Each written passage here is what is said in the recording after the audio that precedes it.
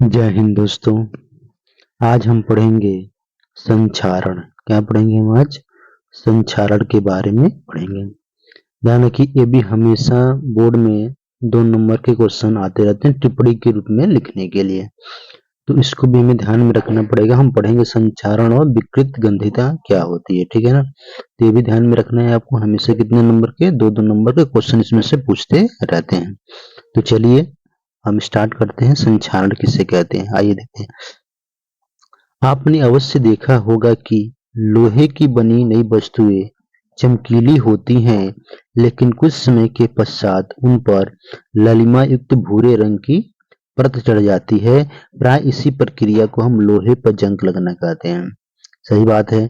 जब हम मार्केट से कोई नई वस्तु किन करके लाते हैं, तो जब नई वस्तु लाते हैं किन करके, तो कुछ समय के बाद हम देखते हैं कि वो वस्तु क्या होती है? पुरानी हो जाती है। क्या होती है? पुरानी हो जाती है। उस पर ललिमा युक्त परत चढ़ जाती है, ठीक है। इसी को सामान्यतः हम क्या कहते हैं? संचारण कहते हैं, या जंग लगना भी हम इसको कहते हैं। चलिए, जब कोई भी धातु अपने आसपास अम्ल, आर्द्रता आदि के संपर्क में आती है, तभी वह संचारित होती है। मतलब जब किसी धातु को हम क्या करें? अम्ल या आर्द्रता, आर्द्रता का मतलब होता है नमी के संपर्क में रख देते हैं, ठीक है, तब वो वस्तु क्या होती है? संचारित हो जाती है, मतलब उस पर जंग लग जाता है। इस प्रक्रिया को ही हम क्या कहते हैं? संचारण कहते हैं। मतलब जंग लगना ही क्या कहलाता है? संचारण कहलाता है। चांदी के ऊपर काली परत, आपने सामान्यतः देखा होगा चांदी के ऊपर क्या होती है? चांदी जब किन करके मार्केट से लाते हैं तो पूरी चमकती है, और कुछ समय के बाद उस पर क्या होती है? काली परत चढ़ जाती है। एवं तांबे के ऊपर हरी परत चढ़ जाती है। ये संचारण के अन्य उदाहरण हैं, ठीक है। संचारण के कारण कार के ढांचे, पुल, लोहे की रेलिंग, जहाज, धातु तथा धातु विशेषकर लोहे से बनी वस्तुओं की बहुत क्षति होती है। लोहे का संचारण एक गंभीर समस्या है। क्षतिग्रस्त लोहे को बदलने के लिए हर वर्ष बहुत ही अधिक पैसा खर्च करना पड़ता है, ठीक है। चलिए दोस्तों, इसको हम क्या करना है? हमको इसको लिख लेना है, ठीक है। इसको हम क्या करना है? लिख लेना है और याद कर लेना है। चलिए आगे हम बढ़ते हैं थोड़ा सा। अब हम पढ़ेंगे विकृत गंधिता क्या होती है। विकृत गंधिता क्या होती है? विकृत गंधिता ये भी हमेशा पूछता रहता है 2 नंबर में, तो इसको भी हमें क्या करना है? पढ़ लेना है। चलिए आइए देखते हैं विकृत गंधिका क्या होती है।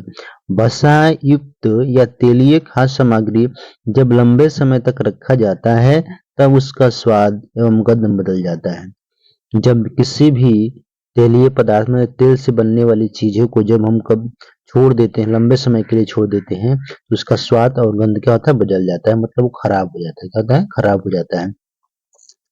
उपचयित होने पर तेल एवं वसा विकृत गंधी हो जाते हैं।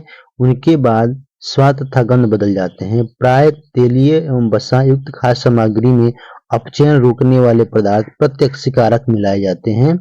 वायुरोधी बर्तनों में खाद्य सामग्री रखने के लिए अपचयन की गति धीमी हो जाती है। देखिए, अक्सर जो तेलीय पदार्थ होते हैं वो खराब होते हैं, किसके कारण? उपचयन अभिक्रिया के कारण। किसके कारण होते हैं? उपचयन अभिक्रिया के कारण होते हैं। उपचयन अभिक्रिया का मतलब क्या? उसमें ऑक्सीजन की क्या हो रही है? वृद्धि, माने वो ऑक्सीजन से अभिक्रिया कर रहा होगा। तो तेलीय पदार्थ जो होते हैं किससे रिएक्शन करते हैं? ऑक्सीजन से अभिक्रिया करते हैं, और वो उपचयित हो जाते हैं, और उपचयित होकर क्या करते हैं? उसको खराब कर देते हैं।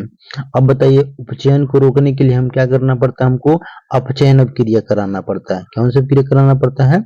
अपचयन अभिक्रिया। जब उसमें अगर अपचयन अभिक्रिया होगी तो क्या होगा? वो जो उपचयन की प्रक्रिया होगी स्लो हो जाती है। तो इसके लिए हम क्या करते हैं? प्रत्यक्षकारक पदार्थ मिला देते हैं। कौन सा पदार्थ मिलाते हैं? प्रत्यक्षकारक पदार्थ मिलाते हैं, जैसे नाइट्रोजन। कैसा? नाइट्रोजन। जैसे चिप्स में बनने वाली चिप्स की थैली में ऑक्सीजन हटाकर उसमें कौन सी गैस भर जाती है? नाइट्रोजन गैस, कम सक्रिय गैस भर देते हैं, ताकि चिप्स में उपचयन की प्रक्रिया ना हो। अगर हम चिप्स में नाइट्रोजन गैस भरते हैं, कौन सी गैस भरते हैं? नाइट्रोजन गैस भरते हैं, तो ये क्या होता है? ऑक्सीजन, उसमें से ऑक्सीजन क्या करते हैं? हटा देते हैं। तो नाइट्रोजन जो गैस होती है वो थैली में जो चिप्स होती है उससे कम रिएक्शन करती है, और वो बहुत लंबे समय तक क्या करता है? वह सही बना रहता है, माने सुरक्षित बना रहता है, खराब नहीं होता है। चलिए, थैंक यू वेरी मच।